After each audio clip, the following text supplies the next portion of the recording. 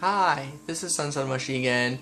Sorry about that, my phone ran out of storage space, so I put the video onto my computer and deleted the video from my phone, and here's part 2. So, my sincere apologies about my lack of storage space.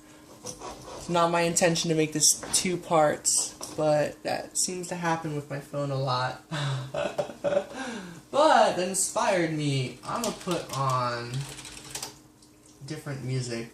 I had some, what was it? I think it was this third eye chakra music. Well, it doesn't matter anymore. Point is, One Piece music. Activate.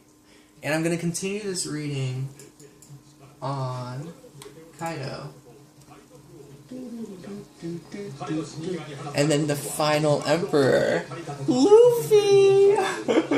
Which some of you might agree to disagree that he's an emperor now, but we'll let the cards decide.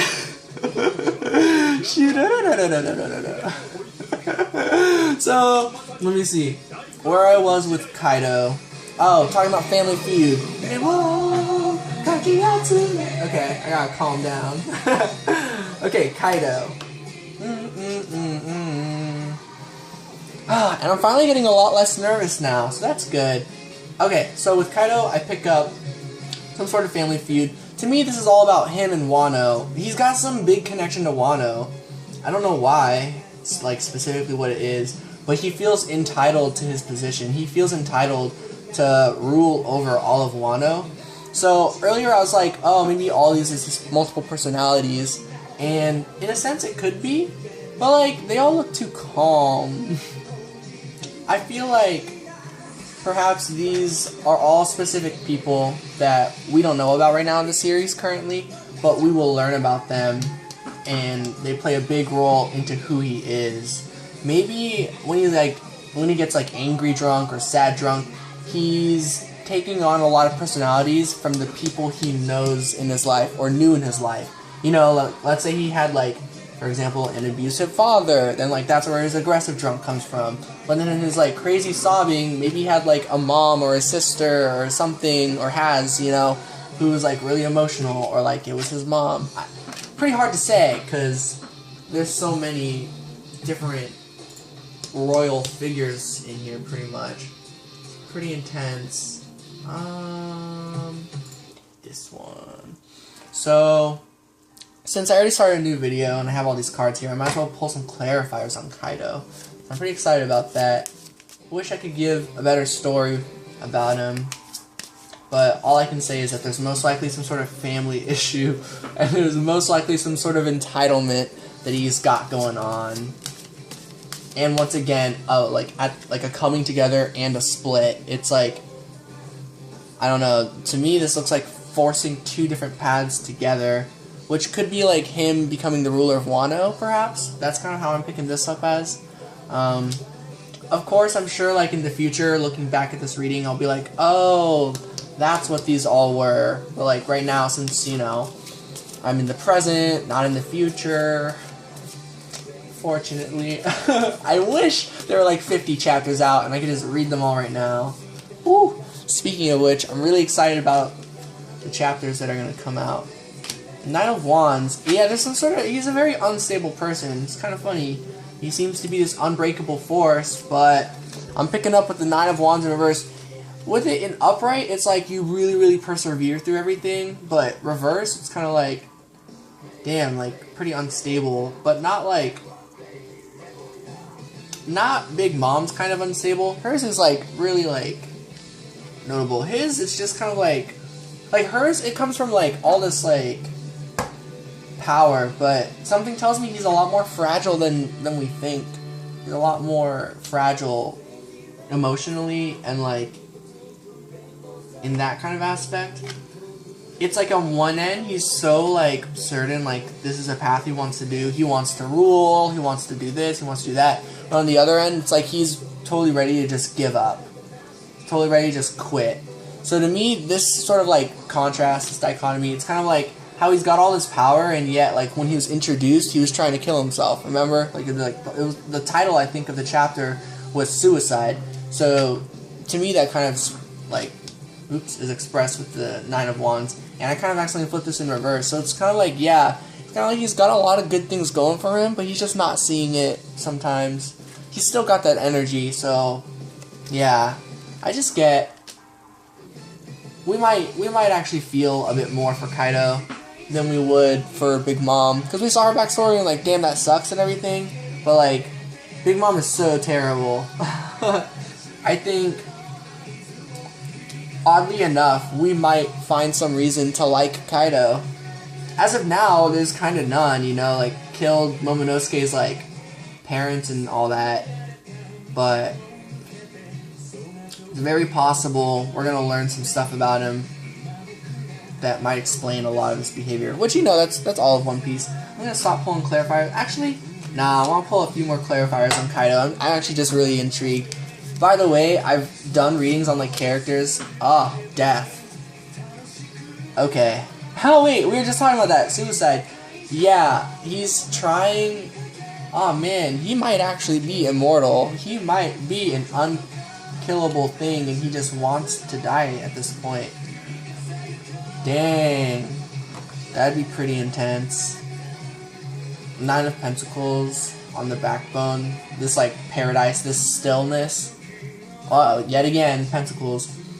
Yeah, he's kind of stuck. He's stuck, so... He's like, if his path is, like, forced into this, he might as well force the other, which to me is Wano. That's how I'm picking it up as. He's upset with the way life is going, even though he's given so much. Yeah, that's what I'm picking up from Kaidou. So, guess we'll have to just wait and see.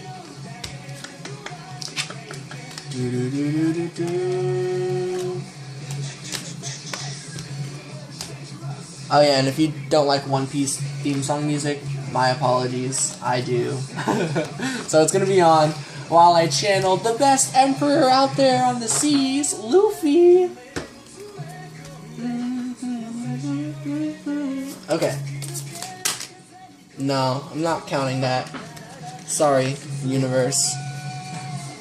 Well, okay, well, they work really well for him. I know. I'll go with his full name. Nkeyd.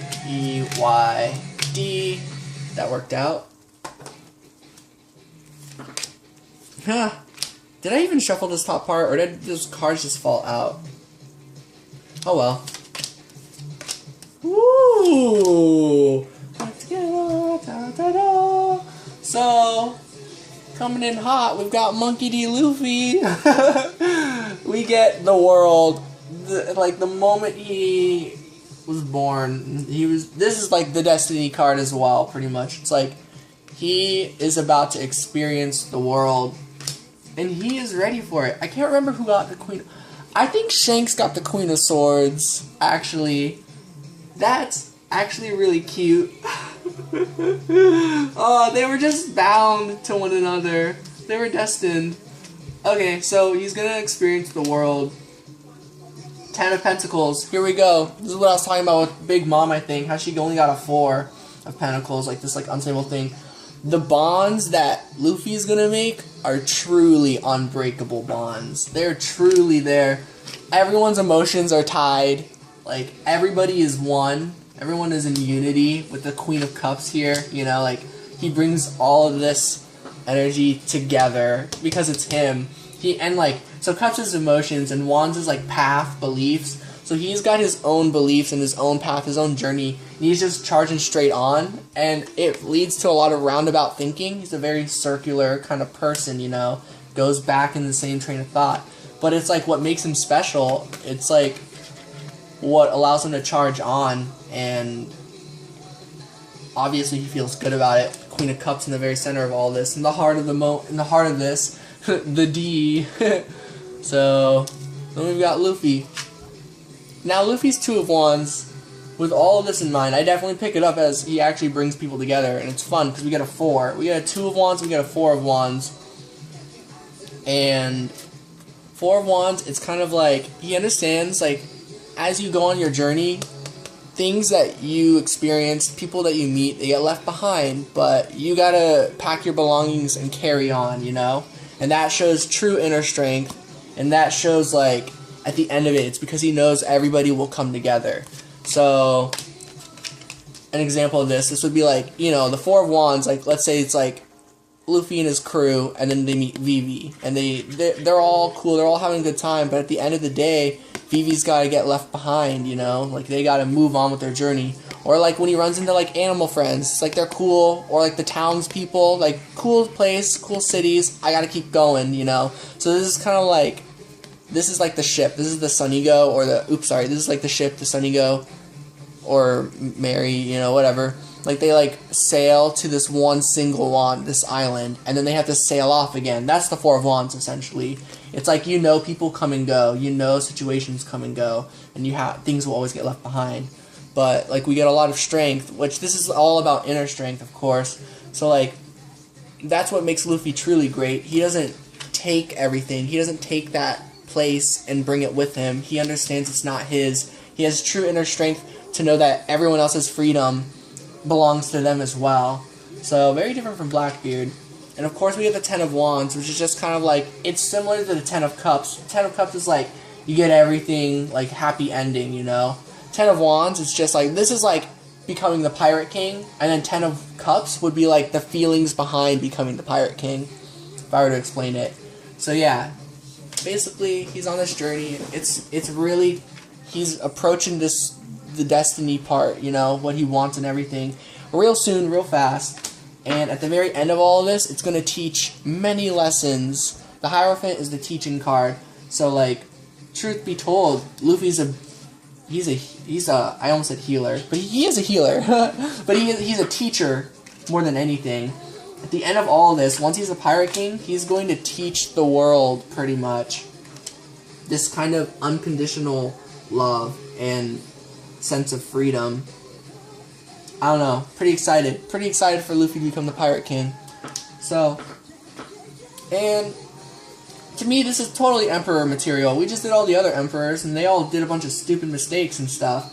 But yeah, here we got Luffy coming in hot. All this, like, powerful, loving energy of respect. Even though, just like Big Mom, Kaido, Shanks, whoever, just like all the other characters where they're always, you know, in a sense, stuck in their ways, Luffy's stuck in his ways, like, with his mind, you know, like, everyone, the way you are, deep down there's a fundamental part of you that never changes, always goes on in cycle. But, like, at least Luffy's path doesn't, like, mess with everyone else, you know? It, like, I don't know. You guys know Luffy. He's pretty awesome. So, I'm considering him an Emperor. I don't know about you guys. It's totally fine if you don't. The world, obviously, is going to consider him an Emperor soon enough. At least after he defeats Kaido. Or, like, everyone he gathers and they, you know, work together and defeat Kaido. But, yeah, hopefully, for all you One Piece fans out there, to my community, the One Piece Reddit community, if you guys watch this video, hope it wasn't too long, hope I wasn't too, nervous or whatever. I remember I uploaded some videos and I would put them on there. Got some pretty mixed reviews, and that's okay. I'm just hoping I'm doing better now. Hoping, like, these videos are bearable for you guys to watch in comparison to back then. So yeah, hope you enjoyed, and if this was actually really fun for anyone out there, let me know. I'd love to do more One Piece readings, because actually this was a blast. I've only done One Piece readings another time, like, maybe a couple months ago, and it was, like, about Vegapunk and Pudding, and so I really had fun with those. So yeah, let me know if this was cool to you guys. Have a good day and rest of your week. We're approaching the weekend really fast, actually. But yeah, peace out.